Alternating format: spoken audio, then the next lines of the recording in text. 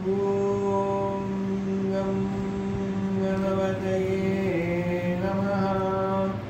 ॐ गं गणपतये नमः। ॐ गं गणपतये नमः। ॐ गं गणपतये नमः।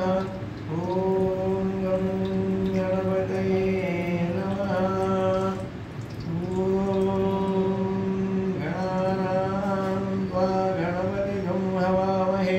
कविं कवीनामुपवज्रवस्तमं ज्येष्ठराजं ब्रह्मणां ब्रह्मणस्पताः शृण्वन्नोतिभित्तिदसादनम्। ॐ महागणाधिपतये नमः। शुक्लाम्बरधरं विष्णुं शशिवर्णं चतुर्भुजं प्रसन्नवदनं ध्यायेत् सर्वविघ्नोपशान्तये। अगजाननपद्मार्कं गजाननमहन्निधम् अनेकदन्तं भक्तानाम् एकदन्तमुपास्महे। ॐ वक्रतुण्डाय विद्महे शूर्पकर्णाय धीमहि तन्नो दन्तिः प्रचोदयात्।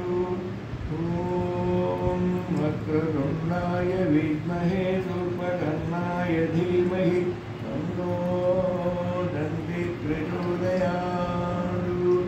ॐ वक्रतुण्डाय विद्महे शूर्पकर्णाय धीमहि तन्नो दन्तिः प्रचोदयात्।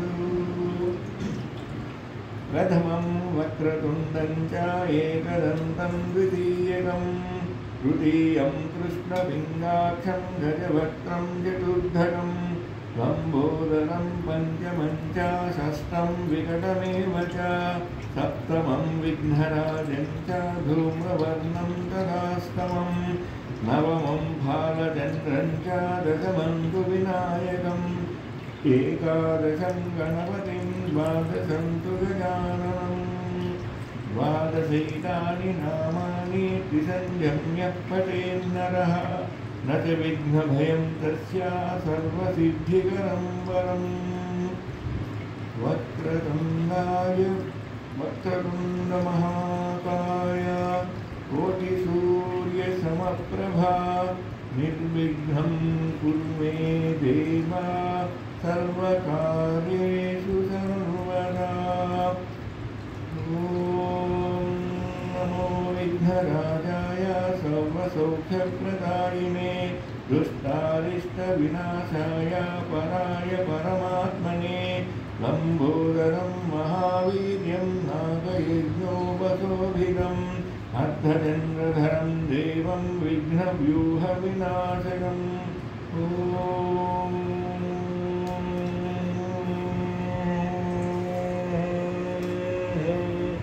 हेरम्बाय नमो नमः।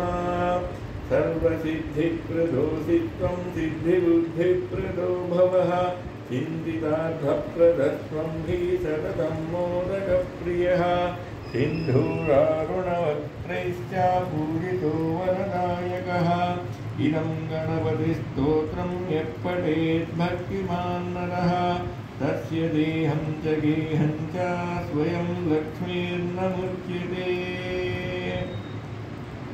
ॐ सुमुखैश्चैकदन्तश्च कपिलो गजकर्णकः लम्बोदरश्च विकटो विघ्नराजो गणाधिपः धूम्रकेतुर्गणाध्यक्षो फालचन्द्रो गजाननः वक्रतुण्डसूर्पकर्णो हेरम्बस्कन्धपूर्वजः षोडशैतानि नामानि यः पठेत् शृणुयादपि विद्यारम्भे विवाहे च प्रवेशे निर्गमे तथा सङ्ग्रामे सर्वकार्येषु विघ्नस्तस्य न जायते।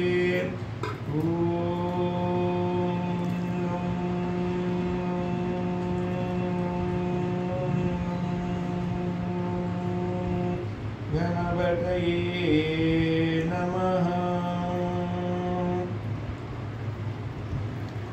मङ्गलं गणनाथाय मङ्गलं हरिसूनवे मङ्गलं विघ्नराजाय विघ्नहस्तेस्तु मङ्गलम्।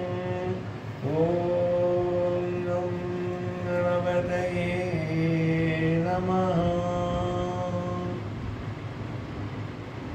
वासुदेव